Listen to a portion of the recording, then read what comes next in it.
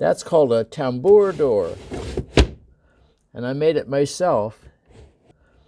In 2003, I found a space 300 square feet on Taylor Avenue North, and I rented it for 10 years. And then after 2008, after the financial crisis, my wife and I cashed in our retirement fund, and we bought this space at 812 Fifth Avenue North, and I built all this furniture.